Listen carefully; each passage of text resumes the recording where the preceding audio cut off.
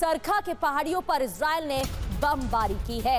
बड़ी खबर, तेहरान का गोला बारूद डिपो टारगेट पर रहा। इस दौरान हमले के बाद धुएं का गुबार भी उठता हुआ नजर आया है। तेहरान जहां देर रात बमबारी देखने को मिली है और तेहरान में हमले का एक और वीडियो सामने आया है। इजराइल और अमेरिका के हमले के बाद तबाही देखने को मिल रही है। तेहरान की सड़कों पर मलबे का ढेर जमा हो गया। तो इजराइल और अमेरिका के हमले के बाद तबाही यहां पर नजर आई है। बीती रात ईरान के हमले का वीडियो सामने आया। तेल अवीव के आसमान में ईरानी मिसाइल देखी गई। इजरायली एयर डिफेंस सिस्टम को ईरानी मिसाइल ने चकमा दिया है। तेल अवीव पर ईरान का हमला। इजरायल डिफेंस फोर्स का डिफेंस सिस्टम कई हमलों को रोकने में निमित्त पनामा पहुंचा। विध्वंसक युद्धपोत ग्रिडली भी पनामा पहुंचा। अंतर्राष्ट्रीय समुद्री सहयोग अभ्यास के लिए पहुंचा है। 50 साल में पहली बार अमेरिकी वॉरशिप पनामा में है। ये देखिए तस्वीर। और ईरान के नेवी कमांडर अली रेजा तंगसीरी की अंतिम यात्रा में शामिल हुए हजारों लोग बंदर अब्बास में किया जा रहा है सुपुर्द खाक। के देखिए तस्वीरें। तो टॉप लीडर का खात्मा तो लगातार अमेरिका और इजरायल की तरफ से किया ही जा रहा है और ये अंतिम यात्रा की तस्वीर आपको दिखा रहे थे। नेवी कमांडर की मौत के बाद आगे बढ़ते हुए बात खर की करते हैं, क्योंकि खर को लेकर अमेरिका ने प्लान तैयार किया है और खर को लेकर ईरान के उपराष्ट्रपति की अब बहुत बड़ी धमकी सामने आ चुकी है। ट्रंप सिर्फ खर्ग में सेना भेजने का फैसला ले सकते हैं। उपराष्ट्रपति आरिफ ने भी बयान दिया, सेना की वापसी का निर्णय ट्रंप के हाथ में नहीं है। नर्क का द्वार है, ये आ तो सकते हैं लेकिन वापस नहीं जा सकते हैं, ये बयान दिया गया। और ये आई वीडियो भी जारी किया गया है। बताया गया है कि तैयार है ईरान, खर्ग बनेगा अमेरिका का नर्क। ऐसा क्यों कहा जा रहा है? क्योंकि उपराष्ट्रपति आरिफ ईरान के उन्होंने धमकी दी और बयान दिया है। ट्रंप के हाथ में खर्ग में सेना भेजने का निर्णय तो है, सेना की वापसी का निर्णय ट्रंप के पास नहीं है, क्योंकि नर्क से कोई घर वापस नहीं लौटता है। खर्ग पर अभी क्या है? खर्ग पर कब्जा करना चाहते हैं डोनाल्ड ट्रंप, लेकिन क्यों इतना महत्वपूर्ण है ये खर्ग? खर्ग पर बड़े हमले की तैयारी की जा रही है। ग्राउंड ऑपरेशन करने की तैयारी में है अमेरिका, लेकिन अमेरिका को मुश्किलें भी होंगी। खर्ग पर हमला करना आसान नहीं होगा। ईरान की सेना पहले से यहां पर तैनात है। द्वीप होने की वजह से हमले में दिक्कत आ सकती है, चैलेंज रहेगा। ईरान का प्लान बी क्या है? खर्ग द्वीप पर हमला, तो ईरानी प्लान भी तैयार है।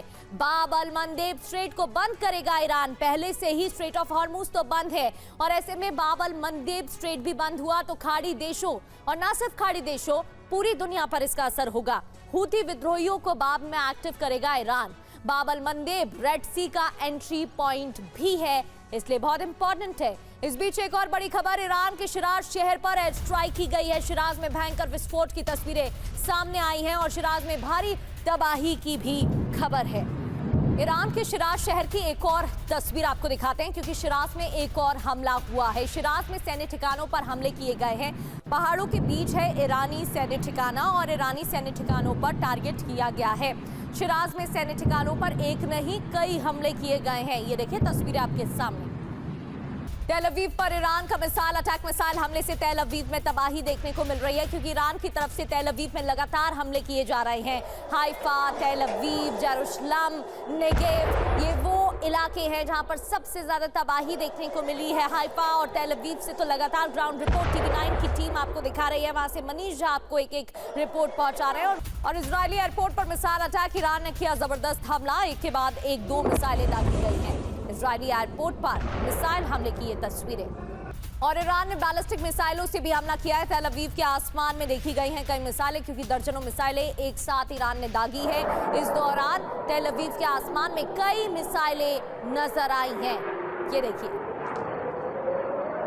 और IRGC की खुफिया विंग का नेतन्याहू पर बड़ा बयान भी सामने आया है। नेतन्याहू का खात्मा एकमात्र विकल्प है। IRGC ने कहा, नेतन्याहू की आक्रामक नीति की वजह से युद्ध, नेतन्याहू का खात्मा ही एकमात्र विकल्प है। IRGC की खुफिया विंग ने नेतन्याहू को लेकर यह बड़ा बयान दिया।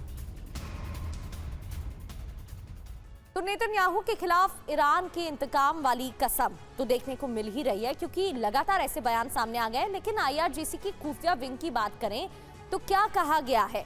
नेतन्याहू की आक्रामक नीति की वजह से युद्ध हो रहा है।